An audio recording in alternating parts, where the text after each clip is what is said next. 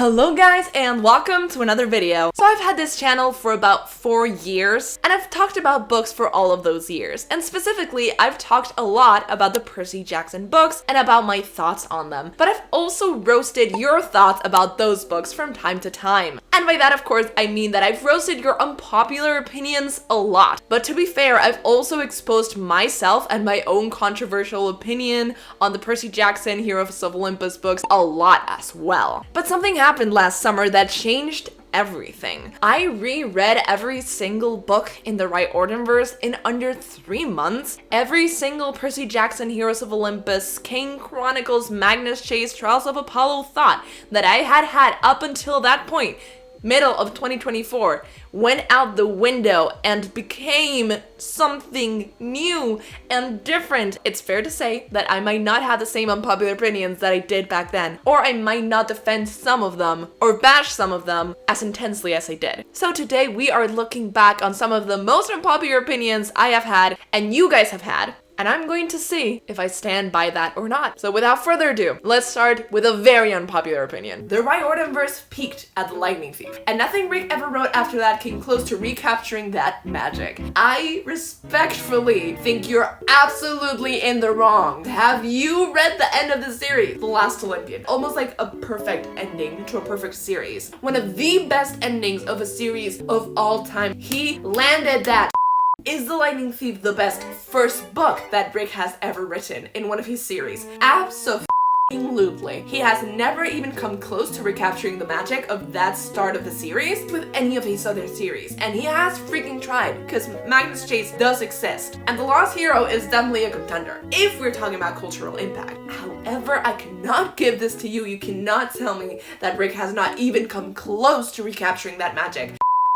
I stand by this. I don't think it peaked at that book. If I were to choose a book at which it peaked, definitely would be The Last Olympian. I don't know what Rick Riordan was on, but he has never been able to replicate that sort of magic. Next unpopular opinion. Nico is more powerful than Percy, but I feel like they are quite equal. Nico is undoubtedly one of the most powerful demigods that we have ever seen in the Rick Riordanverse. Not only do I not think that he's more powerful than Percy, I don't think they're equal. Not because I love Percy and I think he's the coolest and therefore the most powerful. Rick has spent so many books talking about Percy that he has to up the ante every time he writes a book, so he keeps making him more powerful as the series goes on. So each book he's in, he gets new powers, and that's the reason why in the Chalice of the Gods and the new books he feels much less powerful, because he's not allowed to use all these powers, because obviously he had to save the world twice, so he's been given so many powers in order to do that now when it's not like as much of a life-threatening situation, you're like, okay, now you're just gonna use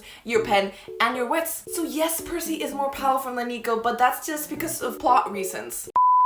I still believe that Nico isn't more powerful than Percy. We would have to see once Nico gets older if he does surpass Percy, but given that Percy is the protagonist, I don't think that Rick would ever allow anyone else to be more powerful than him. Once again, if this were real life, maybe Nico could get to Percy's level, but given that Nico isn't the protagonist, I feel like he doesn't have the plot armor necessary to build up those stats. And Percy isn't only powerful in his like water magic, he also has like a wide range of weapons that he can draw from his wit, his magic, his healing, and also his weaponry. So it's kind of unfair once you put the healing with water into the mix. Speaking of unfair, my channel was hacked in 2022. It was devastating, but it taught me a very important lesson about online security. Now I use 2-factor authentication on every single account. I've changed all my passwords, and I'm very alert for phishing attempts. That is why I am stoked to have this video sponsored by Aura, an all-in-one digital security solution that helps protect your personal data and keeps you and your family safe from threats like identity theft and fraud. With Aura, you can opt out of data brokers and people search sites that sell your information to scammers and identity thieves. They also monitor your personal data, like your social security number, across billions of data points to alert you to potential identity theft.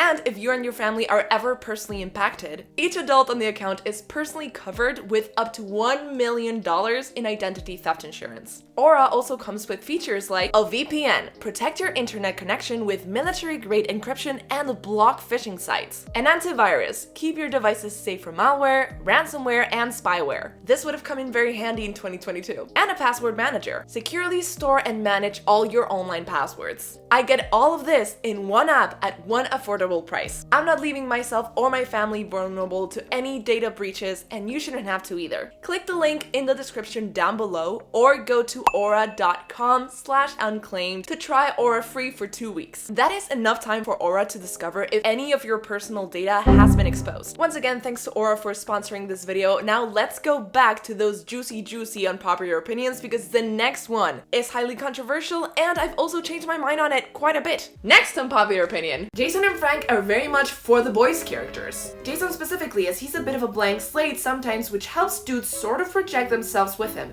He's also a fearless soldier and leader, which a lot of guys fantasize about. And then he has a soft heart on the inside I wish we saw more of, but it definitely exists. Now Jason isn't my favorite, but I understand why some people like him. I had never thought about that before. Is Jason a boy's boy? Are Jason and Frank for the boys characters? And if so, does that mean there are for the girls characters in Heroes of Olympus? I feel like Percy Jackson is for everyone. I want to say for the girls because everyone is in love with him, but I feel like every single guy that has read it also loves Percy. So let me know what characters are for the girls in the Heroes of Olympus and what characters are for the boys. I'm not a boy, so I can't say if you're right or wrong. Jason and Frank are for the boys characters. The jury's still out on this one now that I have read the Heroes of Olympus again. My opinion on Jason Grace has unfortunately completely radically changed. I don't know what happened to me. I might have found Nirvana or something, but finally, after reading these books since 2012, in 2024, I reread the Heroes of Olympus, and this hurts to say, but I liked Jason Grace for the first time. I got to his chapters and I was like, he is an interesting boy. He has a lot of goodness in him, and I understand why people don't see his potential, obviously, because I didn't for over 10 years. But now that I see it, I can't not see it. He just wants to do good in this world. It's not his fault that he might come off as boring, because he does. He really does. Same as Frank, because they're just both good people who are nice. So it's very easy to overlook that when you have Percy or Annabeth or even Leo just being so funny next to them. So they do seem like they do have a little bit less flavor to them, but they're still so good. I also started liking Frank after this reread, but I still believe that Frank and Hazel work really well as side characters and as plot drivers in other people's chapters. Their own POVs, I'm like, ugh. For other people's POVs, I'm like, yes, have them there. But yeah, are they for the voice characters? That's up to you to decide. Moving on to the next one. Piper isn't a pick-me girl as people say she is. Like in The Lost Hero, she had some pick-me traits, but the rest of the books, her POVs were mostly about her worrying about what she saw in Catropis or about the prophecy. Although she and Jason really don't go well together at all. Ugh. A lot to unpack here. First of all, is Piper a pick-me? Honestly, I don't think so, because the only person she wants to get picked by is Jason. I think pick-me's just want to be picked by everybody, and Piper really isn't interested in anyone else. Second point, did she and Jason work as a couple? No, they did not. You're completely right. Goodbye. Piper is not a pick-me girl. After this reread, I'm like, okay, I like her better. She's definitely not a pick-me because she doesn't put other girls down in order to shine. Yes, sometimes she's like, okay, Drew is the worst, but also Drew is the worst, so it's not her fault. If anything, it's Rick Riordan's fault. But let's not get into that. So yeah, she doesn't push anyone down, and she's also not like, Jason, pick me. Jason literally does not pay attention to any other girl ever, and every time it's his chapter, he's like, oh my god, Piper looked so pretty. She definitely looked like the daughter of the love goddess and the beauty goddess. She wasn't a pick-me. Jason really was that simp. Next one. Loki, Kronos, and Gaea were straight up pathetic. Have you read the first 5 books? Because the first time I read them, when I was like 13, 14, I was reading them at night in my bed. I think either number 4 or number 5. And I was like, oh my god, I'm so scared. Because I kept picturing that painting While they were talking about Kronos, Loki, and Gaea, I don't think they were pathetic. I think they were more underwhelming, especially Gaea, because she was set up to be like even scarier than Kronos, and she was pretty easy to defeat. Something that also contributes to this is that she was defeated in Blood of Olympus, one of the worst books that Rick has ever written. In terms of Loki, just like with everything that's not Percy Jackson of Heroes of Olympus, I haven't read that series in a while, so I don't really remember. I just remember that it ends, the trilogy ends in a rap battle, and I thought that was underwhelming. However, Loki himself probably is like a good villain just because he's very charismatic and he has a lot of layers and a lot of history to him. Loki, Kronos, and Gaea. Very interesting mix because I would put Kronos way above the other two. And Loki was fun, and I did like that he was introduced in the first book when I remembered him being introduced in the second book. I think Gaea was not pathetic, but very badly used. I don't think my opinion on this has changed though. This next opinion has changed greatly. The Sun and the Star was not good. Is that an unpopular opinion? Go watch my review video on that and look at the comments and come back to me. There are two categories of people who disliked this book. People who generally and honestly just did not vibe with it because it was co-written by someone else, and Rick Riordan has just been writing for too long in this series, so he's lost the plot. And people who are homophobic. People who are still stuck up on the fact that Nico had a crush on Annabeth. If you're in the second group, you don't really want to be in the second group, trust me. Just go to the first group and have a valid opinion. I read it. I liked it. I didn't think it was bad. I actually enjoyed it. Sue me. No, actually, I'll sue you.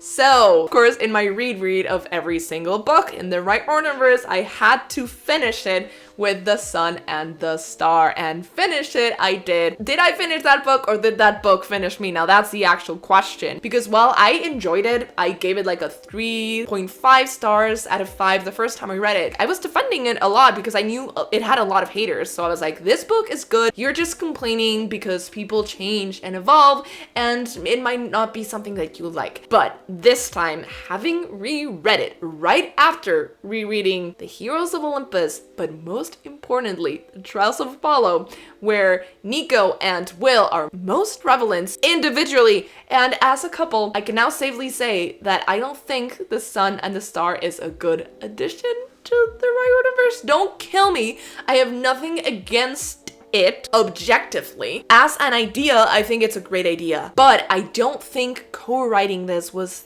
the best way to go. It loses that Rick Riordan flavor, and I have to say it, the characters are completely out of character. Yes, they're teenagers, yes, they're gonna be cringe at times, but I just don't see Nico saying those things. Maybe I see him doing those things, but acting that way. He was a terrible boyfriend, complaining about Will the whole time, and I think it took everything great about Solangelo that Rick had built in the Blood of Olympus and the first and last book of The Trials of Apollo.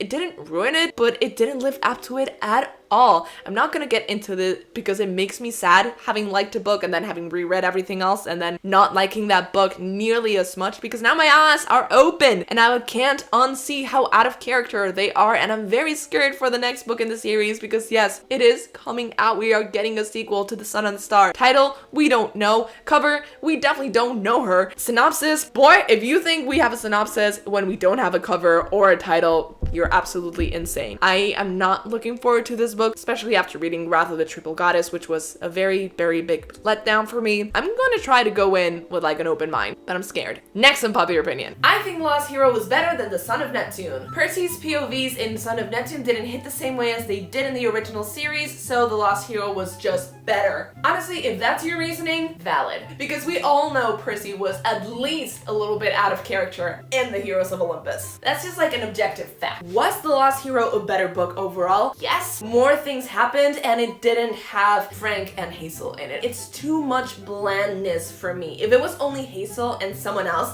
I feel like the dynamic would be so much more interesting. Percy was the one carrying that book on his shoulders, and also the setting was just a bit more boring. The Lost Hero was very entertaining. We got Leo. There we go, we already won. We also got Jason and Piper, and I feel like their relationship is still so much more interesting than anything that Frank and Hazel got going on. The Son of Neptune is just meant to introduce that Percy is there, but it doesn't really move the story forward. I still cannot make up my mind on this one. I think I am a Lost Hero girly, but I do enjoy Son of Neptune as well. Obviously, Percy's there. I'm starting to really like the dynamic between Piper, Leo, and Jason. I think that trio is the most special trio that has come out of this 5-book series, especially when you compare it to the other trio in the series, which is Percy, Frank, and Hazel. And this trio, the Son of Neptune trio, is completely forgotten throughout the rest of the series. Obviously, Frank and Hazel are a couple, so they're still, you know, going at it. But Percy never hangs out with the two of them ever again. And when he comes back, spoilers for House of Hades, when he comes back from Tartarus, who hugs Percy? Well, yeah, you got it right. It's not Hazel, it's not Frank, it's Jason. So I think the Lost trio is a much stronger trio, and I really enjoyed reading about them. So yeah, I can safely say that the Trials of Apollo was a hard one for me to get through the second time around. Next, unpopular opinion. I never understood people's obsession over Solangelo and claiming it's so much better than Percabeth. They literally have no development. I don't care. It's one thing to not like a ship and it's another to compare two ships. I don't think Percabeth and Solangelo are comparable because Percy is the main character and Annabeth is a secondary main character throughout more than 5 books, over 10 books, and then gets her own POV chapters in Heroes of Olympus. On the other hand, Nico is a secondary, even tertiary character in 3 of the first Percy Jackson books, and then Will is there. I don't think they have as much development just because they don't have as much screen time. I don't think it's fair to compare the two. I still love Solangelo, and if you read The Sun and the Star, you'll see all of their developments through the years, and I think you'll really, really like them. Let's just not compare ships, maybe. Solangelo is very good. I still stand by that. I don't stand by Solangelo in The Sun and the Star, but every other thing that we have about Solangelo, I will take. They are adorable. Obviously, don't claim that your ship is superior to anyone else's because that is completely subjective. That ship is perfect for you. And I agree. It's not perfect for everyone. Everyone has their own things that they like to see in ships. So it's obvious that people would have different favorite ships. All this to say, my favorite one has got to be Percabeth because it meant a lot to me when I first read it, and it still does. But I still really, really enjoy Solangelo, and I love all their scenes. Now, my question is, do I like Solangelo better than Figaro Chase? Just because we have more content, I think that I do, but Figaro Chase is so special, and I wish we could get to see more from that. Just written by Rick Riordan. If we do, please don't give us another Sun and Star. I sound so ungrateful, and I am. Next, unpopular opinion. Annabeth is kind of a boring character, not gonna lie.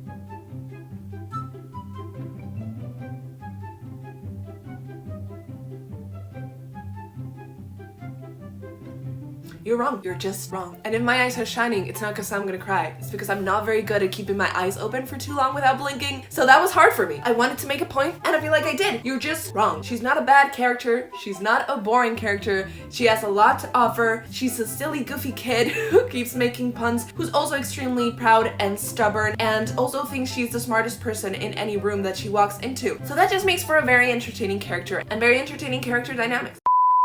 I stand by this. How could she be a boring character? She can't. She literally can't. It's not in her nature. Next, unpopular opinion, Caleo is actually a really good ship, and Trials of Apollo just made it realistic. If by realistic you mean toxic, then yes, you'd be right. Super, super realistic. When I was 14, I was like, wow, this is cute. The bickering, the haters to lovers, the forced proximity of it all. But then, when Leo left her, and he swore on the River Styx, I was like, this is not for me. Freaking idiot, why would you do that? He leaves his friends thinking that he's dead to go look for her. And he gets mad at Percy for not having saved her when he did try. On top of that, she is an immortal being and he is a 16-year-old boy. They need to sit down, look at where their lives are at, and be like, we can't have our self-worth be depending on having a significant other. They need to go to couples counseling, they need to go to their own therapy, you know, individually, and then you need to figure out that they're not the best for each other. They both need to learn to love themselves before they can love anyone else. I'm turning into a therapist throughout this series.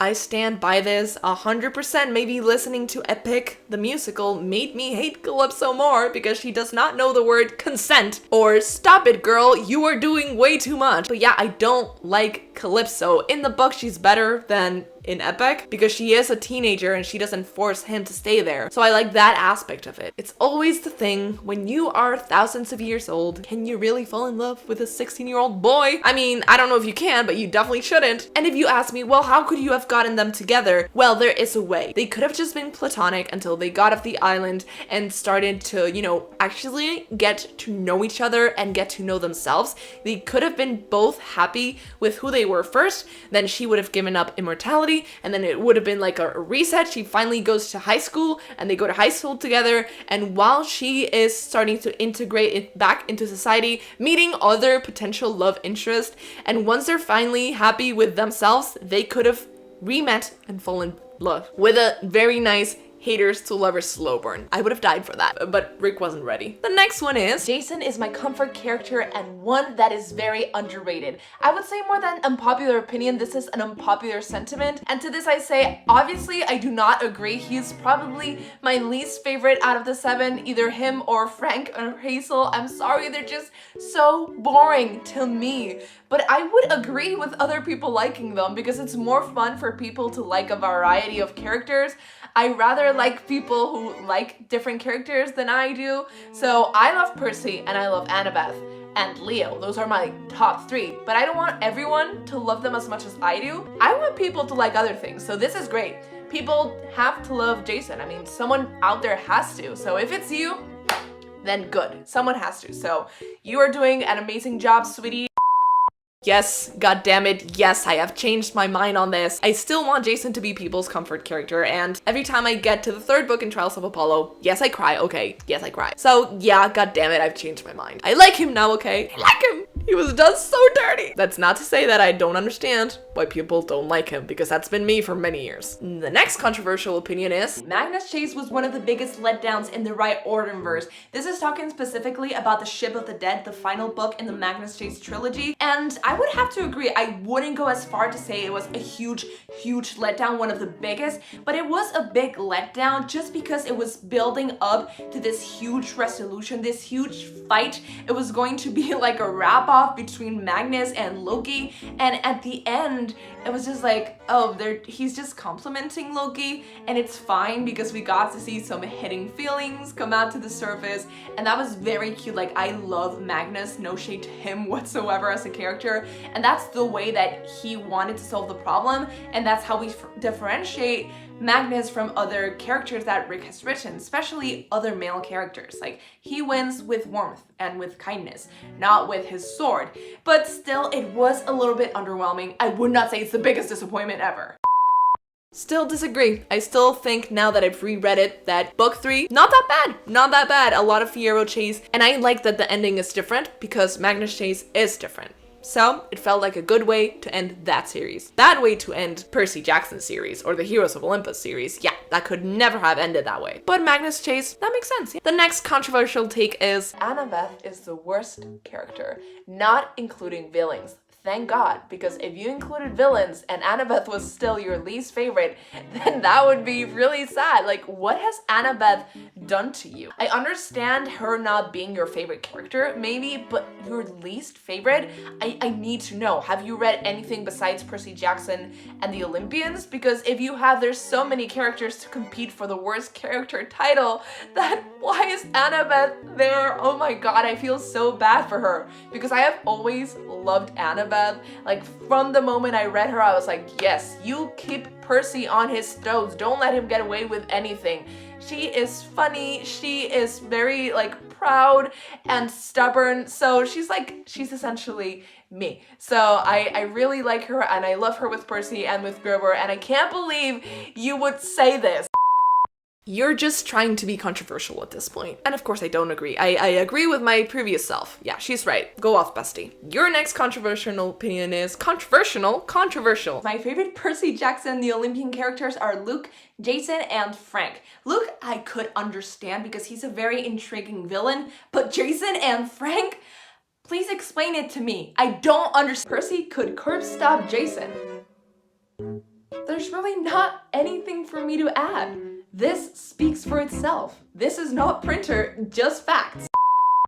okay? I mean, I'm pretty sure I still agree. Yeah. I mean, I don't understand how anyone's favorite character can be Luke. He's a good character, but favorite character. Your next unpopular opinion is that Sea of Monsters is the worst book in the Percy Jackson and the Olympian series. Don't kill me. I'm not gonna kill you. I'm just gonna roast you. People who think the Sea of Monsters is the worst book in the Percy Jackson and the Olympian series are probably right. Obviously, I'm in love with every single Percy and Annabeth interaction in this book, and I love TSoN and I loved seeing more from Clarice. I should love this book. However, it's inspired by the Odyssey, so we already know what beats it's going to hate. We know where they're going to go. We know more or less what's going to happen, at least for a portion of this book. This isn't the best book in the series, but we have to remember that it belongs in an incredible series. It's going up against 4 books that are near perfection, so saying that this is the worst out of the 5 of them is not the same as saying that this book is bad. This book still deserves like a 9 or a 9.5 out of 10. It has a lot of hard competition, which is just praise for the series as a whole, because if your worst book is as good as this one, then you don't have anything to worry about.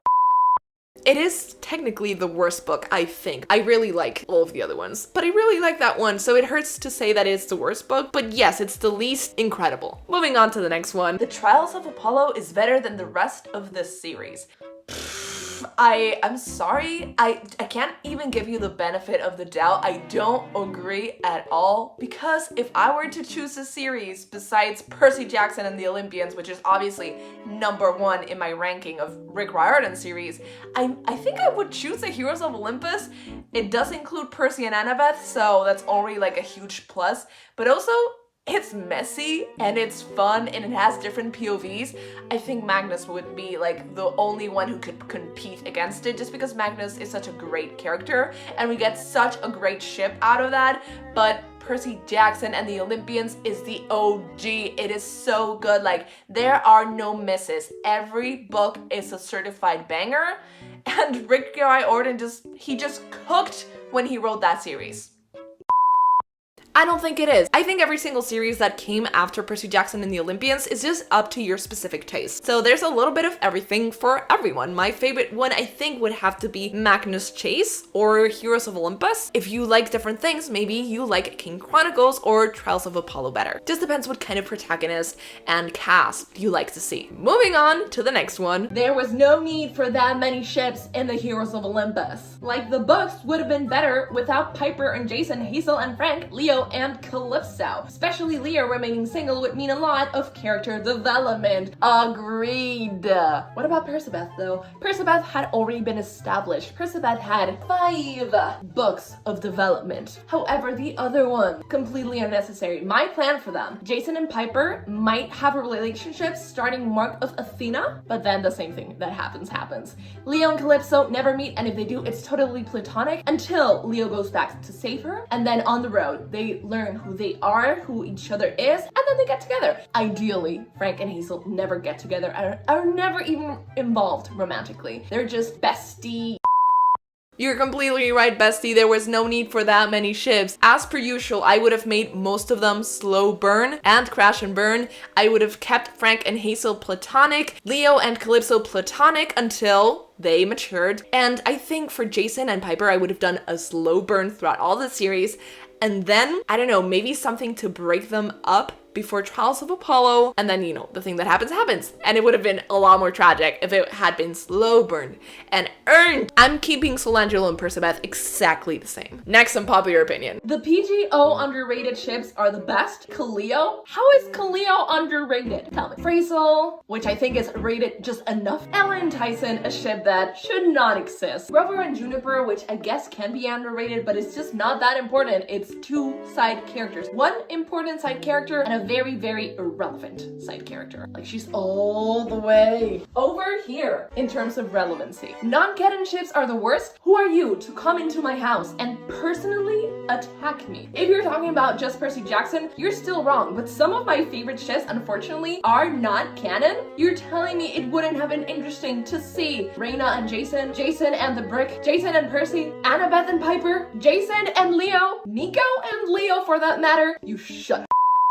I don't agree with the definition of underrated. So yeah, I'm still right. But also, yeah, don't ship TSoN with people because they talk to him like he's a 6-year-old, so it's weird. Next unpopular opinion. I'm sorry, but Frank's chapters are so boring.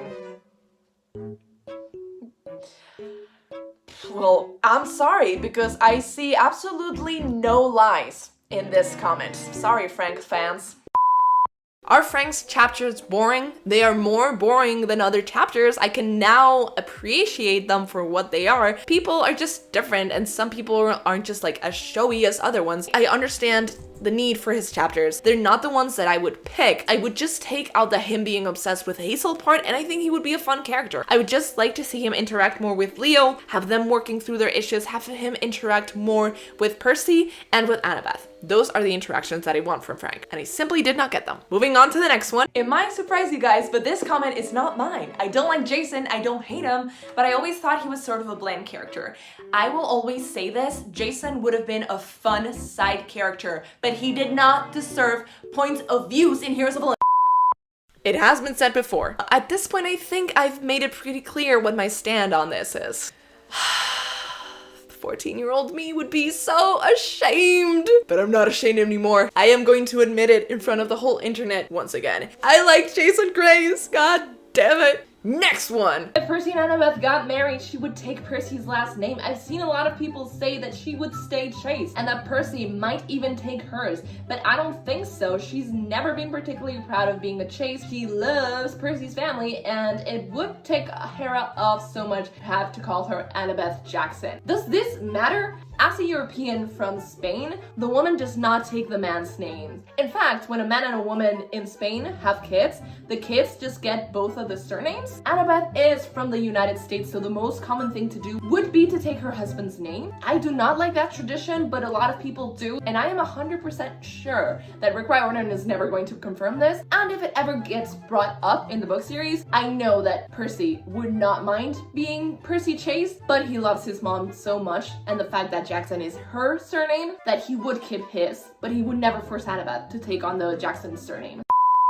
I'm still not too certain on this. I know that Annabeth loves both Sally and Paul, and she loves that family, but she is making amends with her dad, and they have a better relationship, and now that she has Magnus to share the Chase surname with, I don't think she would change it. I think they would both hyphenate it. It's not really that deep. Moving on to the next one. Ancient Greek history is the best period, but I'm happy I was born in Gen Z. As a woman myself, I can say that same. Kinda sad that we're right because of safety, legal reasons, and not having rights reasons, but at least we're right. At least we have that.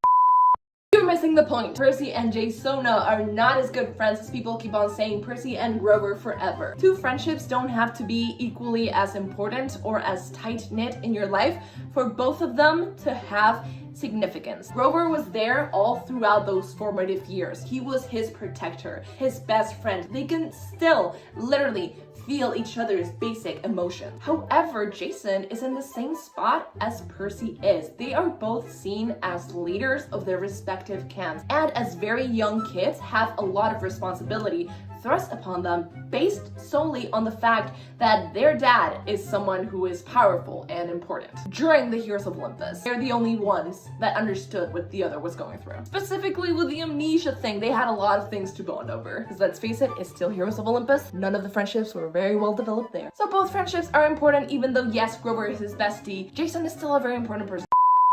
Once again, I still think that it's not good to compare friendships. Both friendships have been very important and pivotal to Percy in different moments of his life. Yes, Grover is his best friend forever, but Jason really got him through a lot during Heroes of Olympus. Having someone who is as powerful as you are having your back is something that can be really touching, because after all these years, you finally found someone who shares the same burden as you and who you know is gonna be there for you through thick and thin, and I think that really lifted a weight off of Percy's shoulders. So I think Jason really meant something to Percy. If we ever see him react to Jason in his own POV chapter, I'm gonna die. So while they don't know everything about each other, I do think they had great potential to actually be like very good friends if things hadn't, taken a turn for the the worst. Actually, now I'm really sad. Now that I finally started liking Jason, now Jason is gone and I can't have my Percy-Jason relationship. God damn it. Would have been so interesting to see, now that Jason and Nico are friends, to see Jason be kind of like a middleman between Percy and Nico. In my opinion, are not friends at all, even though the narratives keeps trying to tell us that they are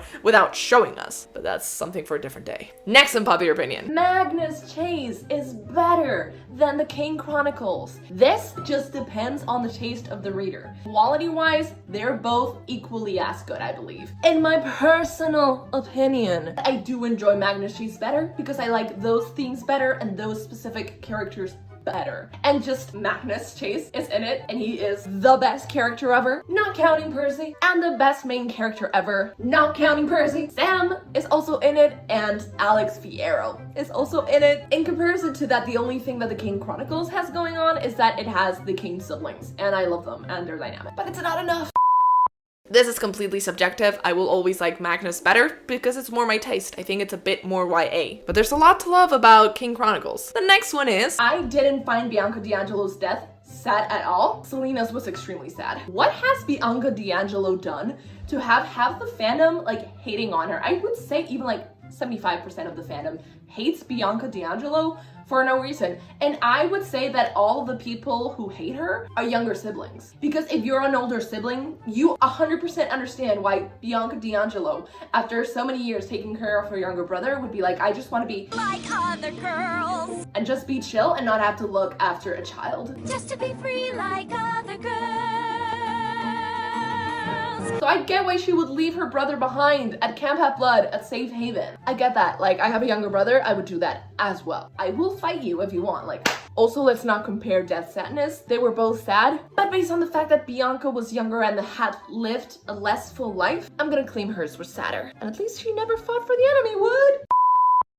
Yeah, I agree with my previous thoughts on this. It's sad, it's a girl dying, so... Rachel Elizabeth there is actually an amazing character. One of the best, actually. It's unfair to judge her based on a crush on Percy. Half the fandom has one too. I will never, ever judge someone for having a crush on Percy Jackson. I'm Arrow Ace, and I have a crush on Percy Jackson. So my problem with her has never been her crush on Percy Jackson. Or at least my problem with her over the past 5 years. Because when I was younger, when I read it for the first time when I was 13, obviously I hated her because she got in the way of Percy and Annabeth. Rachel was a big no-no in my household. But as I've grown older and matured, I now dislike her for different reasons. The main one being that I'm very introverted, she very much is not, and she's too forward for my liking. However, I do like her from The Lost Hero onward. I'm right, you're wrong, but I have had a lot of character development and personal growth since I first read the Percy Jackson books back in like 2012, 2013 when I was 14 years old, but not that much. I still don't love Rachel until the end of The Last Olympian. I think she is a bit too much. She's a bit too eager to get into this world. I'm like, dude, calm down. Boundaries. And that is it for this video. That's the final unpopular opinion. So as you can see, I have grown so much as both a person and a reader. In some cases, like with Jason, more than others, like with Rachel, but who knows what I'll think about this book series even a year from now, because those thoughts were from 6 months ago, and now I've been changed. Once again, thank you to Aura for sponsoring this video. If you're interested in protecting your online data and supporting my channel, please go to aura.com/unclaimed or use the link in the description down below. Please leave a like if you like this video, comment down below what has been a controversial opinion that you've had that you've completely changed your mind on. I'm very curious to know. Is it Jason? Is it Jason? Maybe it's Solangelo, or maybe like me, it's the sun and the star. Subscribe if you haven't already and click that bell button so you get notifications every time I post a new video. I post videos just like this every single week, and I guess I'll see you guys next time. Bye!